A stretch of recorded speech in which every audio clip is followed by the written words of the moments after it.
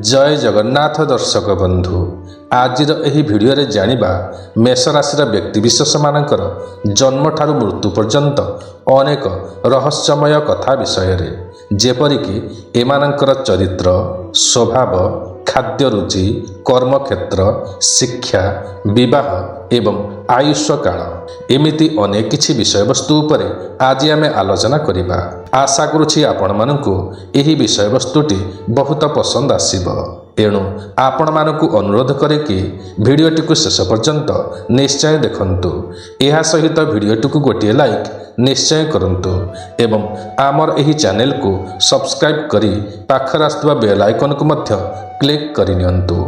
प्रिय दर्शक बंधु मेष राशि साधारणतः तीन भाग रे विभक्त होइथाय जथा 1/1 अश्विनी नक्षत्र मेष राशि एमाने हेउछंती देवगण एमाने धर्मपरायण होइथांती ओ सात्विक भक्तिप्रिय होइथांती। एमाने महात्मा अत्यंत दानी बलशाली अल्प आहार अत्यंत पंडित धार्मिक एवं नियमर वशवर्ती होई समस्त कार्य करिथांती। 2/1 द्विजा नक्षत्र मेष राशि एमाने हेउछंती मानवगण एमाने राजसिक भक्ति प्रिय होइथांती। एमाने हेउछंती मानी धार्मिक विस्तृत नामा लक्ष्यभेदी एवं पड़ोशी मानकर प्रिय होइथांती। 3/1 कृत्तिका नक्षत्र मेष राशि एमाने हेउछंती दानवगण एमाने नानादि देवतारे भक्ति रखिथांती। एमाने हेउछंती उन्माद बाहन प्रिय खरापे लोकमानंक सहित मिसिबा एमानंकर अभ्यास होइथाए। मेष राशिर व्यक्ति मानकर मंद गुण हेउछि परिवेश सह खाप न खुआई भल मंद विचार न करी निजर इच्छा मुताबक कार्य करिबारे आग्रही होइथांती। मेष राशिर व्यक्ति मानकर रोग हेउछि उदर रोग ज्वर रोग कफ दुर्घटना उच्च स्थान पड़िबा अस्त्र शस्त्र रे आघात पाइबा एवं चर्म रोग इत्यादि होइथाए। मेष राशिर व्यक्ति मानकर जीविका हेउछि लुहा कोइला कागज छापाखाना युद्ध विभागीय कर्मचारी डाक्तर पुलिस कल कारखानार श्रमिक कल कब्जा जंत्रपाति संबंधी कार्य खेल उपकरण विक्रेता आदि व्यवसाय करिथांती। मेष राशिर व्यक्ति माने जानि रखंतु कि आपणकर कर्तव्यर पथरे निश्चय एक अदृश्य बा अदेखा हाथ कार्य करिबा परि आपण मध्य अनुभव करिथांती। जन्मभूमि ठारू दूर रही कार्य करिबा प्रायतः आपणकर जीवन रे सदा सर्वदा घटी थाए। देवी और देवता मानकर उपासना रे विशेष रुचि रही थाए। आपण स्वयं एक भविष्य द्रष्टा अटंती। सुजोग देखि शुभ अशुभर फलमान जानी पारंती एवं सतर्कतार सहित सेथिरु मुक्ति पाइथांती। आपणकर राशिर अधिपति हेउछंती मंगल एवं मंगलंकर शुभ दृष्टि कारणरू आपणकर अति कष्टरू कष्टदायक दुर्घटनारू आपण रक्षा पाई जाती।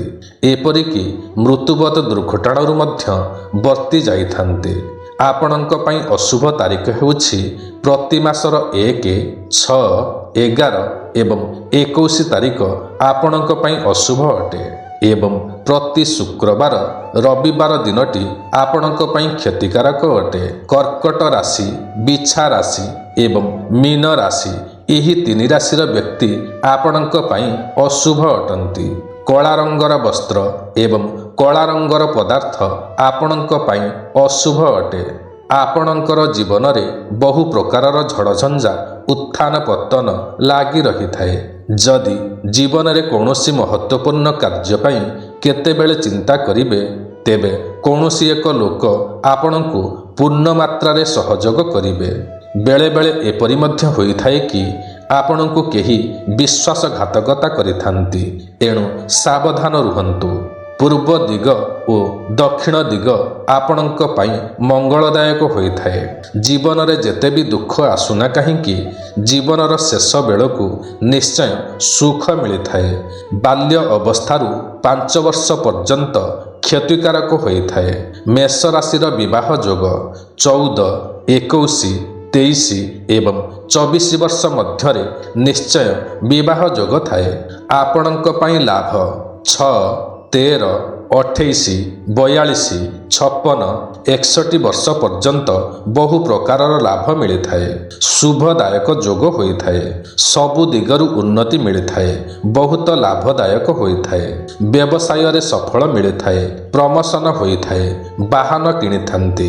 ଆପଣଙ୍କ ପାଇଁ କ୍ଷତିକାରକ 14, 21, 22, 55 ଏବଂ 62 ବର୍ଷରେ କ୍ଷତିକାରକ ହୋଇଥାଏ।